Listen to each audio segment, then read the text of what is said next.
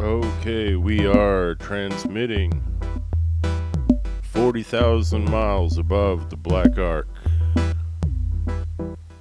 Here in the studio with Father Moo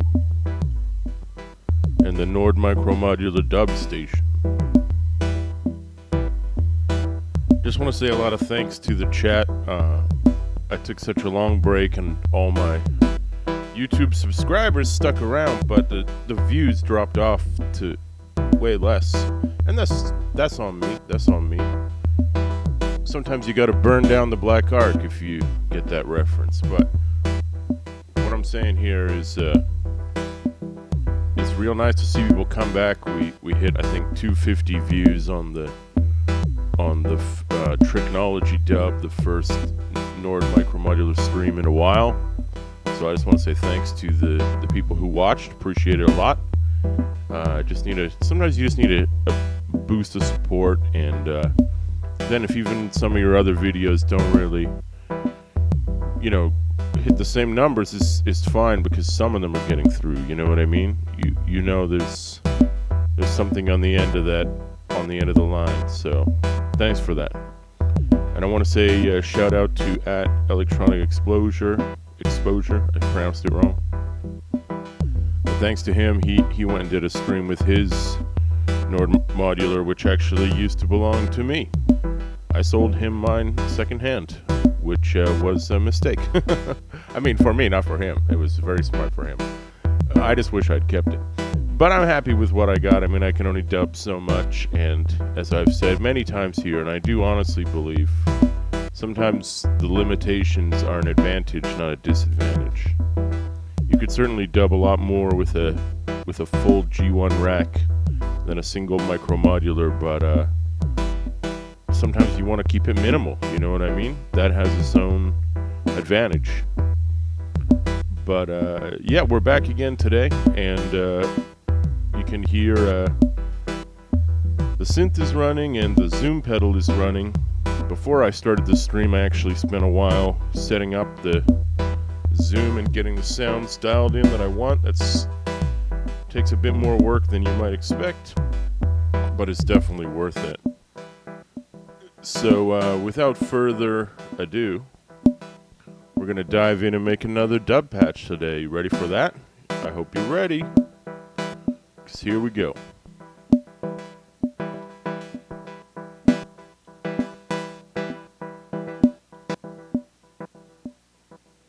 Nice, having that little decay on the sound is great. Well, I do have one development from the last time. In the last two patches, I liked where they stopped, but at the same time, they weren't really done. And when I say done, what I mean is, what I really need to do to finish off a patch after all the sounds are sounding good and the knobs are in the right position, we got to go to these guys up here. The red, green, and blue knobs correspond to 3 physical knobs on the synth itself. I'm pretty sure this fourth one is for a mod wheel. Since I don't have a keyboard connected most of the time, including today, we're going to not worry about that one. But what I want to do, in the past I've used these for a lot of different things.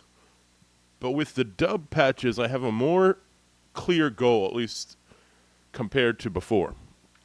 So today, if I get to it, and I hope I get to it, and if it's not today, it'll be another day, you're going to see that 1 or 2 of these knobs are going to be mapped strictly to volume, because so much of dub is using the sliders on a mixing board to fade some of the sounds in and out. So if I want to go and take this show on the road, and do some live gigs with these patches, I need the knobs to be mapped to volume levels on, probably on the mixers right here, the final mixers that feed the output, so I can dub instruments in and out.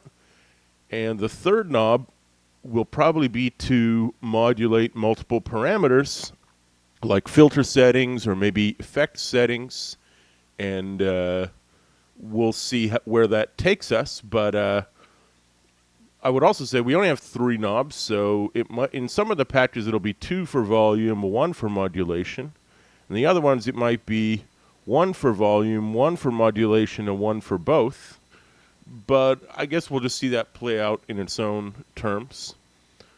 Of course, my plan to dub live is to actually have this laptop running with the editor open and with this screen being projected so the audience can see it, which I think would be an interesting visual, maybe boring but for some people, but interesting for others.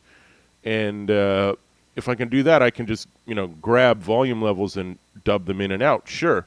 But having the knobs there gives you that kind of control, and especially if I was doing it live, I'd want to call up a patch and instantly be able to dub on it musically without having to use the mouse, to find some parameter. At the show, I'll probably have forgotten which parameter I want to tweak anyway.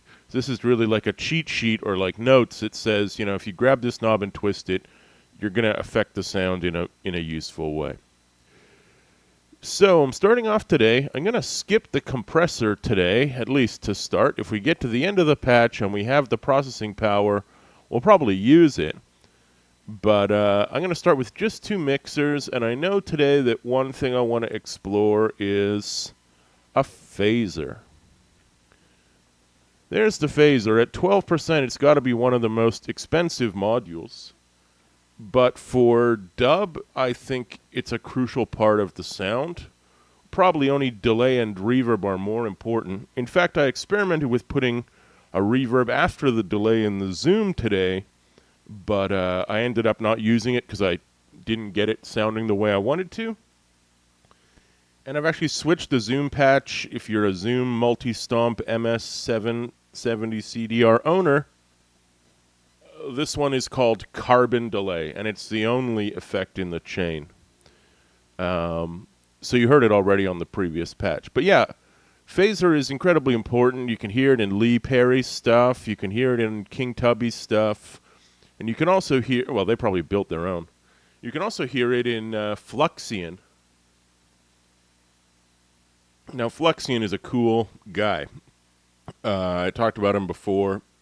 I only currently have 2 of his albums. One of them was on Mille Plateau. I can't remember where the other one is released on. But I was listening to a track, I think it's called Memba. It might be another one. Where he puts a phaser on his kick drum and sets it to some low speeds for the LFO. And phaser I've heard in dub before. I don't remember hearing a phaser on a kick in dub as obviously, or in dub techno. But we'll experiment with that today. Whether the phaser ends up on the kick or on something else, we'll find out, because I never plan that far ahead. Well, sometimes I do, but usually I don't. So let's build what we've seen before here. First we need, strangely under LFO, we have the clock generator.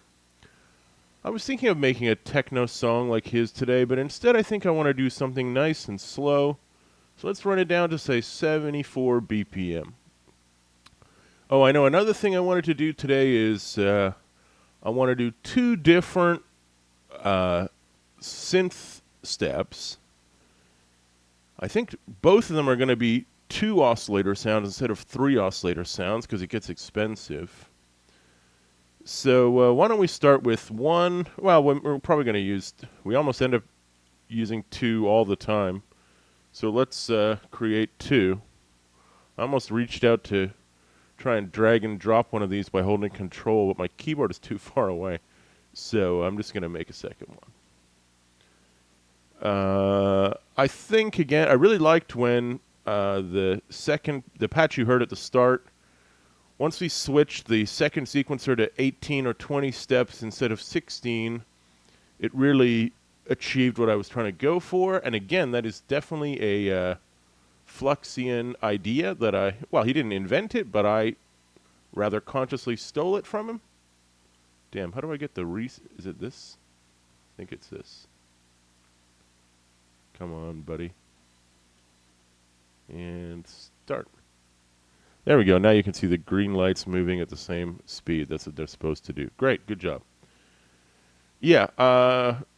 I mean, polyrhythms were not invented by Flexion, but in dub techno, I heard him doing it when I didn't really hear Basic Channel doing it as much, and they, of course, are the real genre inventors, at least in my mind. So, which one did we... Is it C? Yeah, good old C. I like the sawtooth for the stab, and I also told myself today I was going to spend extra time trying to get the stabs to sound just right. So let's make 4 of these to start. If we need more, we'll use more. And we're going to program in 2 different 2-note chords, all of them using that same oscillator. It's simple, but it's not even that cheap, is it? Because oscillator, what does C do again? Oh, he's a complex sine wave for FM. So 6% it's something, but it's not everything. But look at where we already are. We're at 43%, and I don't even have... it's partially the phaser's fault, but still, I mean, come on, seriously. So, well, I said I wanted to be minimal. Well, here it is. You're being minimal now. Let's use the old classic LP filter. And we're also going to use the multi-mode filter, because I have the feeling having one of them set to bandpass filter is going to be useful. And we're going to set up our envelopes. Going to go with the good old this guy. AD envelope. Yes, I'm a little... Oh, wait a minute. Shoot. Well, I said I was going to get these sounds right, so let's just get these mothers right. One of the key elements, and this is my theory, not a thing I know for a fact, to making the synth stab really sound the right way, the right dub way, you probably need 2 ADSR envelopes for each hit, for each stab. I wonder if I can do it. Well, okay. That's my theory, but I'm going to go back. I'm going to see if I can get there with AD envelopes. I can already kind of tell this is not going to be a video where I quickly knock together a patch and it sounds good and I say, wow, that sounds good. Okay, see you guys later. That's not today. Not today, Jesus. So, yeah, it's going to take some tweaking. But the point I'll get to that in a second. I think I have my basic elements here. Let's wire them up. So sequencer 1 is going to go into the first AD envelope, and I believe the second one as well. Sequencer 2's output goes into the third and into the fourth. Then the 2 oscillators. Oh, we're going to need 2 mixers. Man, this is getting expensive. Okay, it's fine. We need them. We use them. There's 2 3-input mixers. The first 2 oscillators go into the first one. Come on. And then that goes into the first filter. And the first filter goes into the first envelope and not the second one. And then it goes into the mixer. Wait a minute, where am I going here? Okay, let's just go here for now. I believe the left mixer is my delay. We'll soon find out. Let's do the same wiring setup. We're going to clear the wires in the second. They're a bit messy and it's hard to see everything. So there are the next 2 oscillators into a mixer, mixer into the filter. Now we're using the bandpass out into the third envelope, and the third envelope into the same mixer. We're not even using the phaser yet, but we'll get there. That looks good. And just before I put the cables away, why do I have this guy and this guy? Great question. Well, first of all, I'm going to dial up the attack a little bit. I don't know how much is the right amount, so I'm just doing it some, and we'll find out if it's the right amount. Now, the output of this, which you can see doesn't have any sound being input into it, goes into the filter modulation. That is right. And that will need to be turned up at least some amount. Why? Because that means when the sound hits the audio envelope, it immediately opens. But because of this delay to the attack, the slower attack on the second envelope, the filter will take a few moments. I almost said seconds, but they're more like milliseconds before it actually opens up. So it will affect that sound, and it should give us a characteristic synth stab sound that I'm going for. Specifically, it's like a dub stab, synth stab. This guy also has that, and he's also going into the input of this second filter, which is also having its amount knob turned up. As we said, we don't know how much, but we're going to need some. And that should be our setup. Don't worry about the filter for now. We're at 60%. We're going to hide the cables with these little buttons here. They just make the cables disappear temporarily so we can see what's going on. I only have to make red and yellow go away because I don't have any LFOs running, although this looks like a red output. But because it's going into a blue input, that means it's actually a modulation amount. Oh, we need to program some chords here. So this one is on the root, so I'm going to send this second oscillator up 3 semitones to a minor third. And I'm going to send this one down an octave. So minus, oops.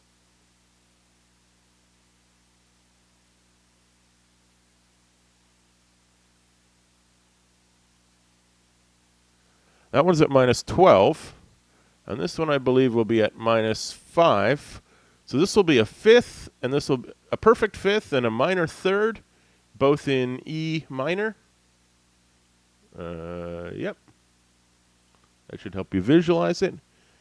And all we need is to trigger their sounds here, and we should get going. And we did not get going. What did I do wrong? I have no idea. Oh, it could be this. Ah, there we go. Okay. So I plugged them into the wrong mixer. They're going into the dry mixer, not the wet one. And because I had dubbed out the dry sounds before, you couldn't hear anything. Now you can hear a little bit of echo from the zoom. I'm just going to set the tap tempo on the zoom, which is now not currently 74 BPM, but it should be.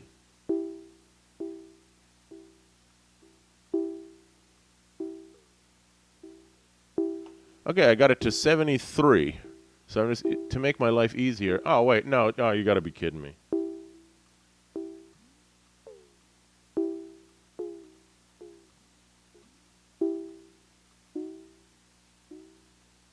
Okay, I got it to 78. The thing is I can tap a tempo, and it tells me what I've tapped, but then I can't adjust that. And I can't adjust this tempo by single units. It only goes in double units, apparently. That might be some weird setting that I don't know about. But if it is, I'm not going to delve into it right now. This is okay. I think I want to tweak the delay a bit here. So I've got a setting called sync. I'm just messing with that now. Oh, we're only getting one chord, so let's put a note on. There it is.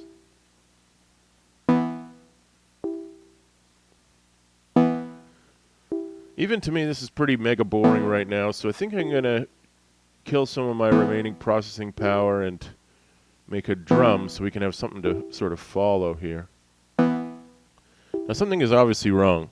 Oh, I see. See, there's two sounds going into this mixer, but there's still one going in here. Ah, you see, it's gotten double patched. So let's just drag it out. There, that's better. Still not sure why one of those is so quiet. It's probably because one of them is on a bandpass setting, which tends to cut out more sound than an LPF setting. This might be an annoying sound. Well, it's no sound at all right now.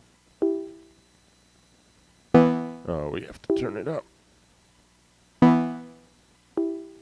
Nope. Doing something wrong here. Let me just see what I'm doing here. Should be getting something.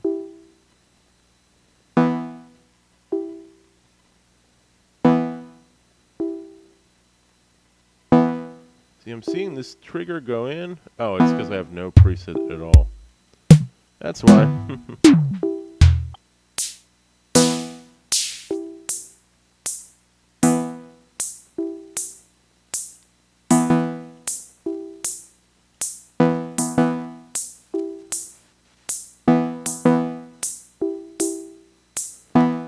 Okay, that's a little better. Let's dial that cymbal down a bit.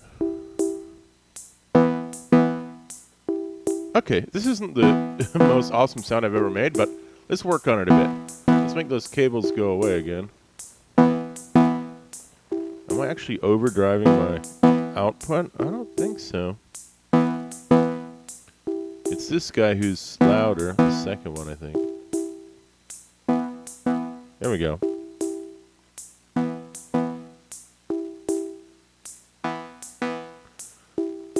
Wow, it's actually... Okay. The louder sound was the BPF filter for whatever reason, but it's okay. This is now a tweaking game. The setup has been made, but the sound isn't great, so that means you gotta tweak it up. Wonder if we tried high-pass filter. That might be interesting. This will have to go the other way. Okay. I think I know why. These two notes are higher, but they're going into a low-pass filter, and these two notes are lower, so even in a bandpass filter, we hear them. It really would make the most sense, yeah, let's do it, to switch these two.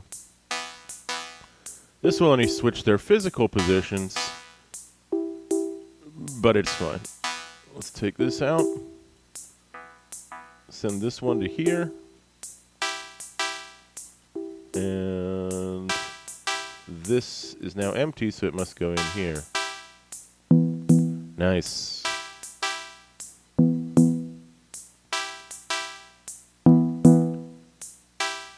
One thing that Pole was so good at was filtering and almost, I would say, like forcing his sounds so that each sound sits only in its own sort of like little frequency zone. And they're really well divided. I think I still need to mess with this. I'm not getting the... What if this goes up?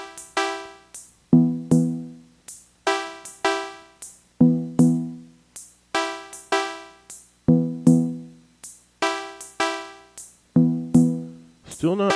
Oh, right, these are also switched as well. But it shouldn't really matter.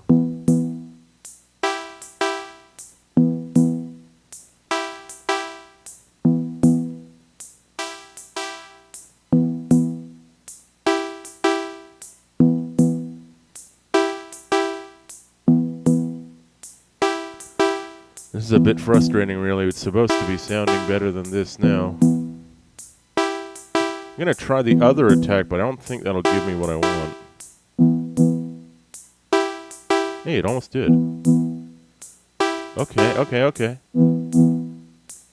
It's a bit too much. You hear how the start of the sound has changed? This is before. And this is now. Okay. What if I do this? Okay.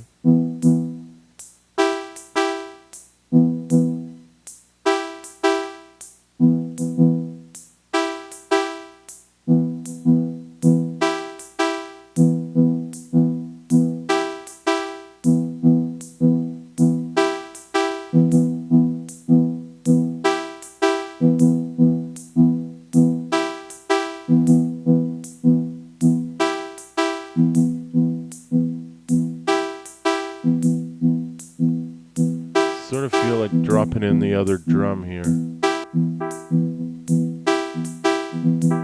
Just rebooted everything so that the delay takes a second to catch up. He'll be okay. Give him a sec. He's going in the same mixer as the hi-hat.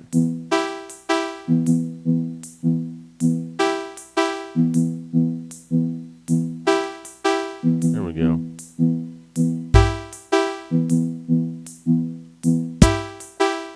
Not a snare. Nice.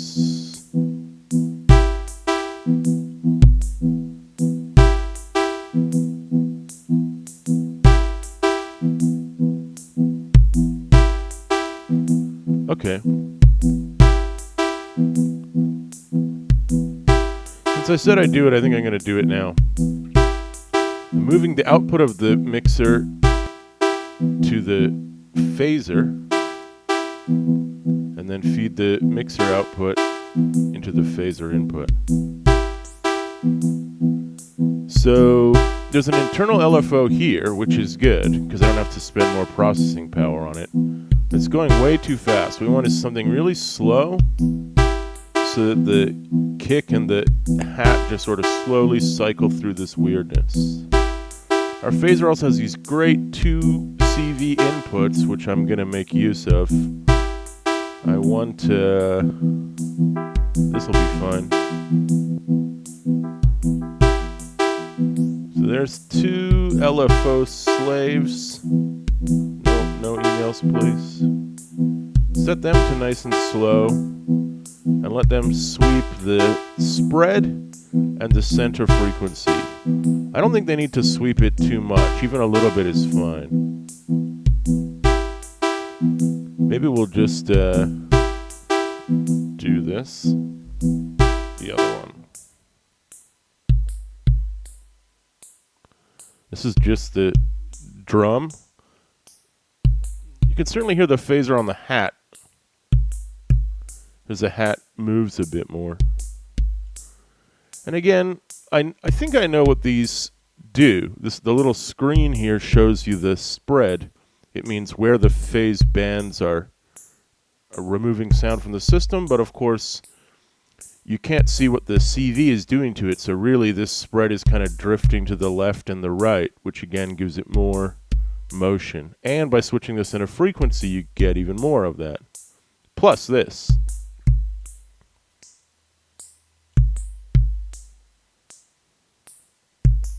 That's real nice, I think. I think I can make it go even slower.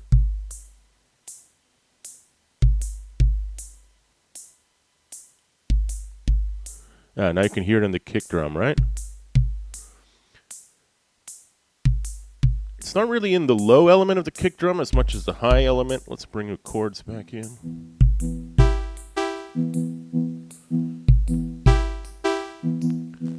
I certainly haven't gotten where I wanted to on these chord sounds, but I'm going to keep tweaking and see if I can at least improve it.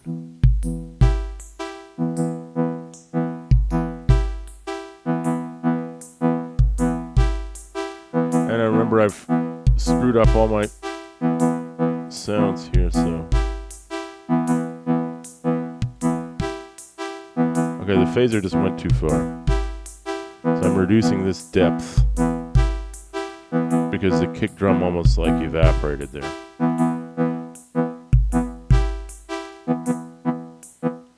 Kind of wish the delay was doing more. I'm going to tweak it here, which means stepping away at least a little bit from the mic.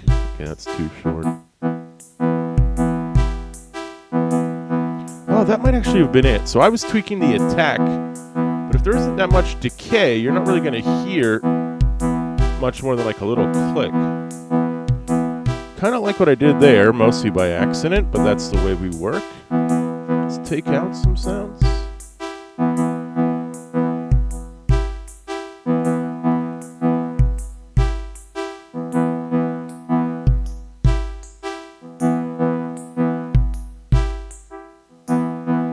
Cool, yeah, tweaking the delay.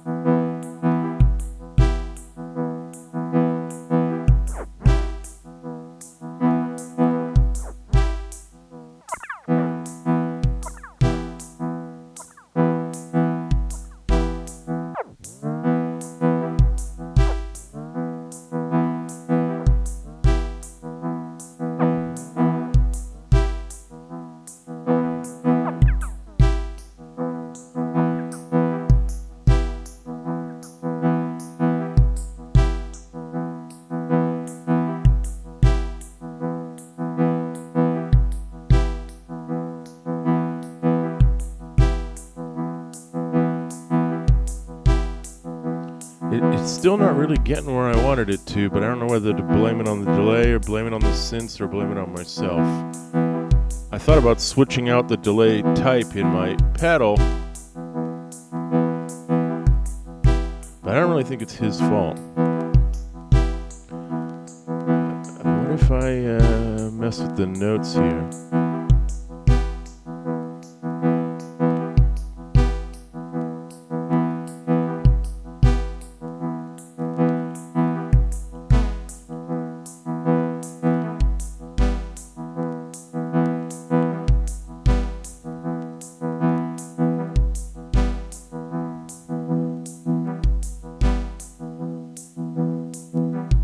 A little better. What if we switch from high pass to band pass again?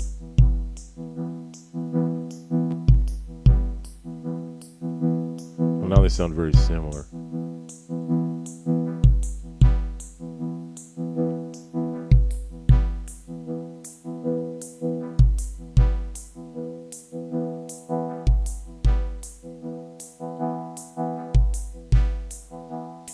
Okay. This is not terrible, but it isn't really doing what I wanted it to do. I think I'm going to get rid of the envelope input into at least one filter and go back to my old friend here. Some of that good old moon stomping. The old clocked random step generator. I've just made a little zone for the LFOs here because I think that's funny. And connect the click.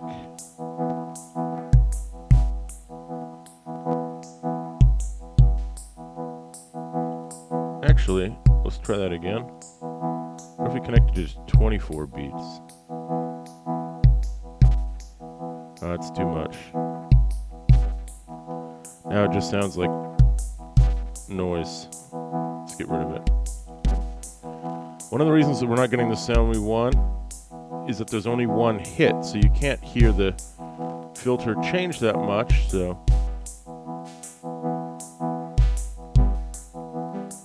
Okay, now we're actually getting something good here.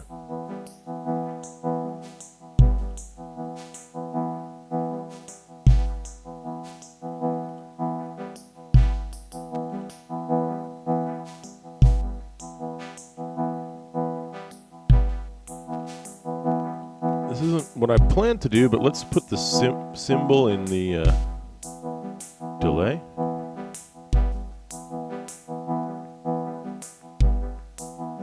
That's what I did, right?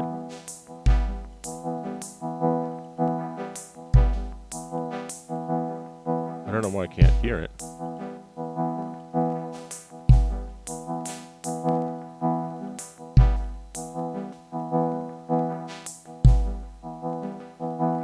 What am I doing wrong?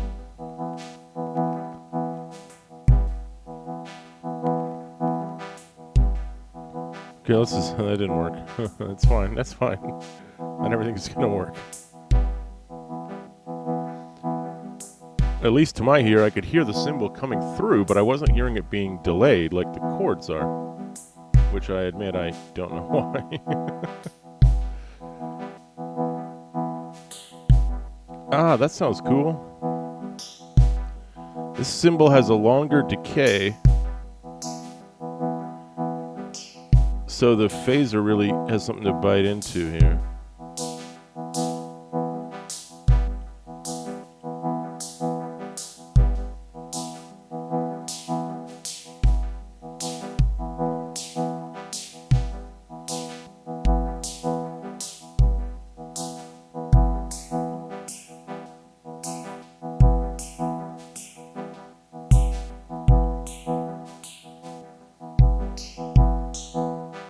Might be time for this trick.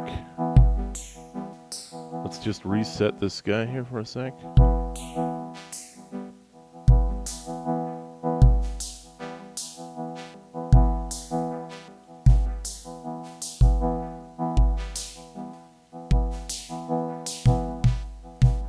Should actually be here.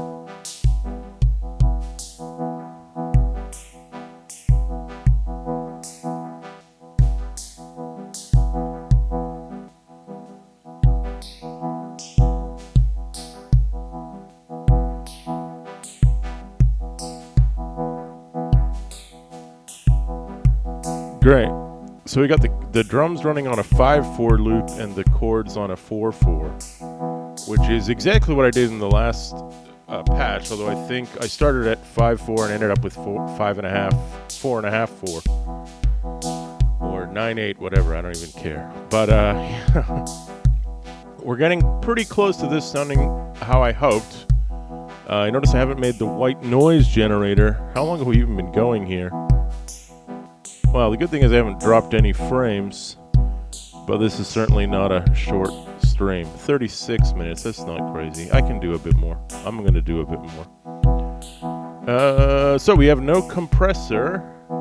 Looking up here, I can see we're still at 86%, so I feel pretty good about making a little addition. Let's try to follow our own rules here and do a cleanup. So the LFOs can live over here with the sequencers, and I'm just going to leave those blue cables on. Here I've got a nice little noise gen, and last time I used a static high-pass filter. Today I'm going to kill some power on a non-static filter, send the white noise into here, and then send it into here. Don't be too loud. There we go, you are too loud. So there's my so-called tape hiss. I talked about why I thought this was so important. And I'm going to make yet another LFO. I could probably... Oh, you know what? I'll do that. I'll be a little bit more resource conscious. I'll use a very cheap control signal mixer that lets me mix two CVs. And since I have two LFOs doing slow triangle waves, I'm just going to send both of them to the input. I'm going to invert one of them and then send that output to control this filter. Now it's on high pass, so it's already cutting a hell of a lot of the sound out. Let's try doing this. Well, we're going to keep it on close to the white end of the scale. No emails, please. And I'll give it a little bit of resonance. So basically my tape hiss has this double CV mix as its control input here. You can see it's up there. That's why the white noise is kind of fading around.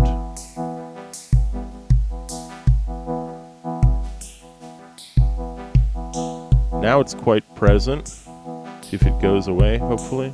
At least I was hoping it would. Maybe I need to cut more out of the sound. There we go. Right here it's completely gone. Although it isn't really quite as dead slow as I was hoping it would be. So I'm going to give up on this scheme and just use the resources for a truly random generator here and set him to literally as slow as he can go, and then send that into the filter control amount. Now I'm listening to it, I can still hear it. It's moving around a little bit. It's a pretty subtle effect because I've got it dialed down. This is... We'll turn it up just so we can hear what it's doing.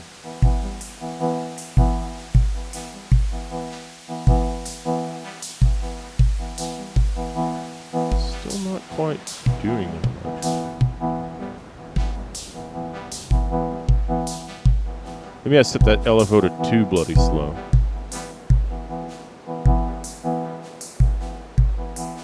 If you want to see just how slow, you can click on this. Apparently it loops around every 11.8 seconds, which doesn't sound like much, but in the LFO that's pretty slow.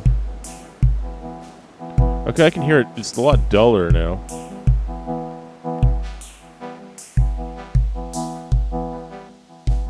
By tweaking the resonance, you really just make a little sort of spike in the EQ parameter of this.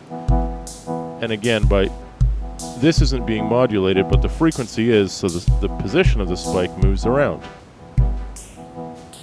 So it is giving a little bit of ocean wave sound, but if I dial it back to right where you don't really hear it, it should do the job.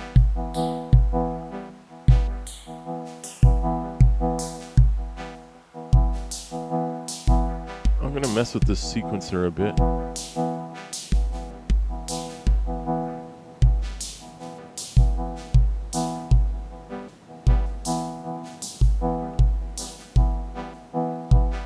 feeling like the second one is almost too quiet to really hear.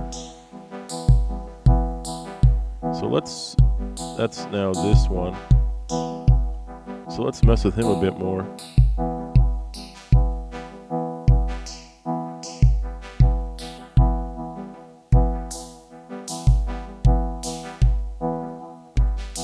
After so much switching between these two outputs, I'm going to try even the low pass output.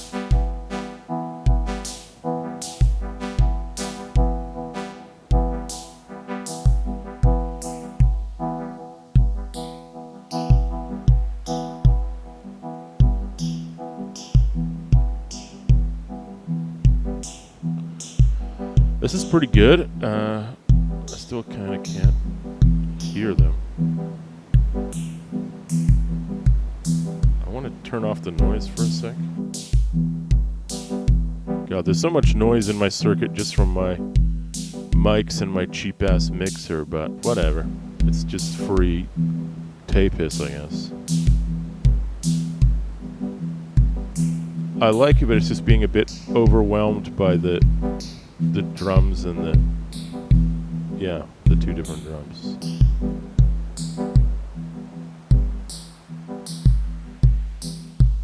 This is the drums, right? Please tell me this is it. Okay, I'm turning this back on. Yeah. What? Oh my god. Okay, I was dialing the wrong knobs, that's why. For one thing, I plugged the noise into there, you see? The noise was going to the affected channel, not into the dry channel. That was one mistake. And I was trying to turn down the drums, but I was really just turning down the chords. There, the chords are now maxed out. Okay, the noise is too loud. Oh yeah, the noise is now going into the phaser, so neither of them is really dry, is it? Okay, that's fine. I said I was going to do this in my brain in the preparation, so let's do it. Let's friggin' do it. Making yet another mixer. I still have 8%, or I did until I made one. So the noise now goes directly into the final mixer, so it's really dry. And this output from the phaser, R, goes into that mixer. So basically this means the drums are phased. But that tape hiss channel is actually dry. I don't know why that matters to me. I think it's because I have the phaser on the settings that work for the drums, and I want the tape hiss to be its own thing. I don't want to have to compromise on the phaser to get the tape hiss, right. And the tape hiss has a lot of high-end frequency. In fact, the middle and low frequencies have been filtered out. So if you phase it, you're going to hear the phaser just constantly. Whereas in our current setup, we only hear it when the hat hits, so I kind of like it better.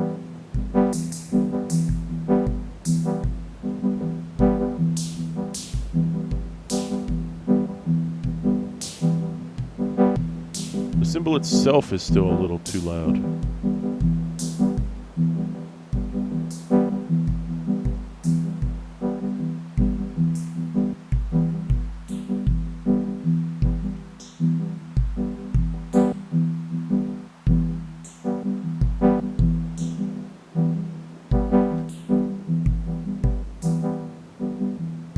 Okay, I kind of dig that now.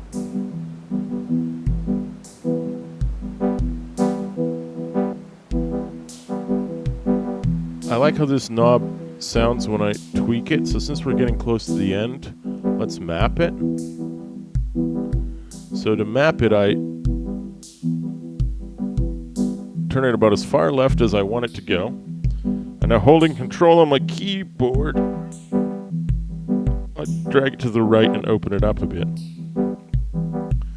So now when I take this knob and I assign it to knob 1, when I turn it up, it's opening that filter.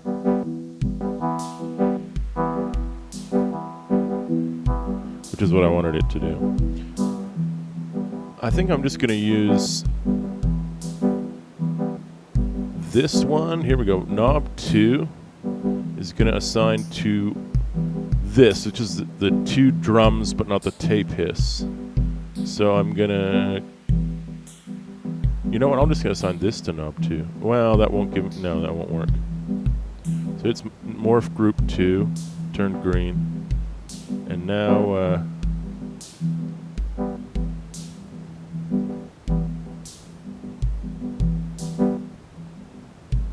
Wait, that didn't work.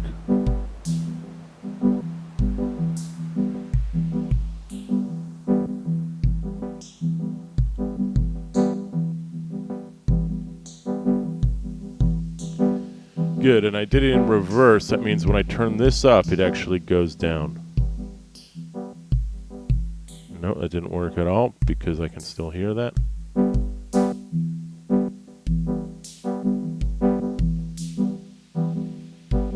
Oh my god, I screwed up again. Sorry, guys.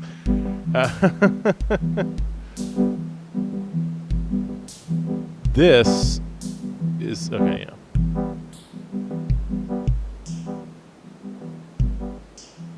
This is the drum output. This is the chord output. So now when I turn this up, the drums go away. That's what I wanted to happen. I can give them a bit more now that they have a volume knob of their very own.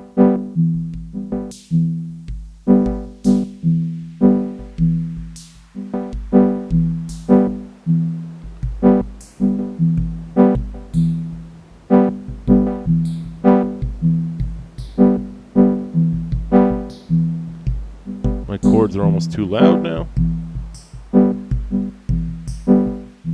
Oh, it's maybe because... No, that's not it. I think I'll take this one and make this part of the knob 3 group.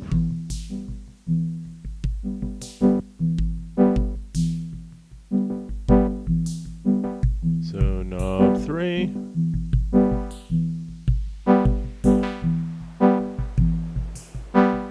So that's how they both sound when they get opened up.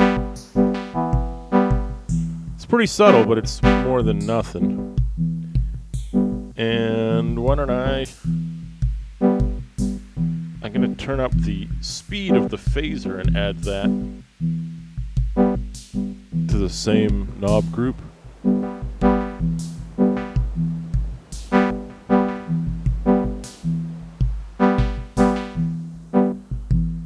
I feel like I've screwed up again.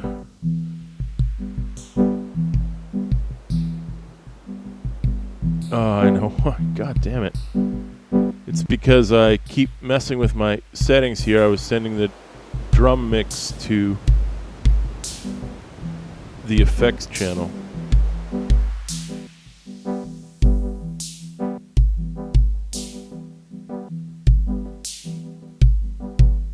Now the drums are too loud.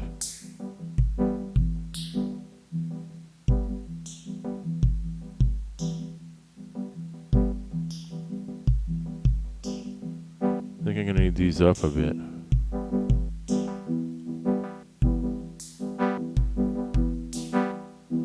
I just want to hear that I've finally not completely...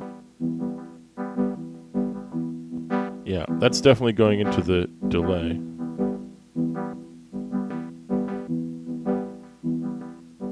It's probably because I turned these down. Yeah, that's what it was. Actually sounds good. Just fading the drums back in. I'm using the mixer knob as well. That might be a bit confusing. Okay, and I wouldn't even say that assigning a knobs there at the end is really finalized for this patch and for the other two I made. Well, the first one is really just a demo. But I like that second one, the conga dub. Yeah, like what I mean is, before I did a gig, I would have to go in and spend some time setting up all the knobs, making sure they do something useful, more than one function each, probably. And, well, I guess I always think that way, but even one knob for one function would be fine if it did something useful and if it was musical. So maybe I should stop trying to consume every resource when I don't have to. But that said, we did hit 94%, which means I know what's going to happen, but I'm going to do it anyway. Look at this. If I choose to make a compressor, all the sound goes away because we went over the processing power limit. So we'd have to delete something, although we could delete this. That one envelope wasn't actually getting used. But other than that, everything is quite well organized. I'm going to put this in with the other filters, but we've got our sequencing and our LFOs, and then we've got all the sound sources here. 4 oscillators into mixers, 2 drums, and the white noise channel, the tape hiss. 3 filters, 3 envelopes ended up getting used. And then over here in this confusing section, 2 mixers, a phaser, and another mixer. So very close to...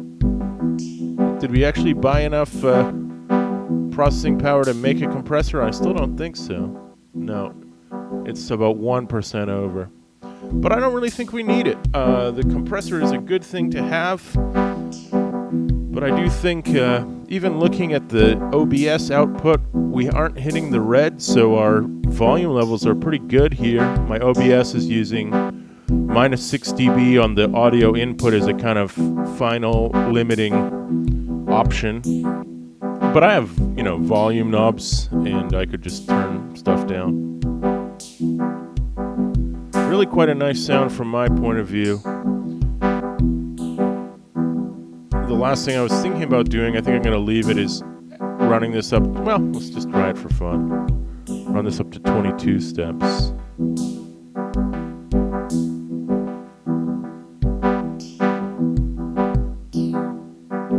Yeah, that's cool. Sometimes I feel if you're going to do polyrhythms, you almost have to relearn how to program your drums or whatever they're going to control. They could be other one-shots. Because once the polyrhythm starts looping strangely, the pattern needs to work no matter when it starts, if you see what I'm saying. But this worked. I'm just going to dub out those drums on the mixer. Maybe a little bit of this. I might cheat and just use the same one for both here. That's good. That's a nice little bit of motion. So here we are. I do have a scheme for naming all my songs in YouTube. Here I don't have as much of one. I think I'm going to call this Drift Dub. That's probably named because the phasers started drifting over the drums or something. But despite my only partial success with the envelope tweaking, what matters is the final sound, and I like where we're getting with this. To be honest, even my own somewhat annoying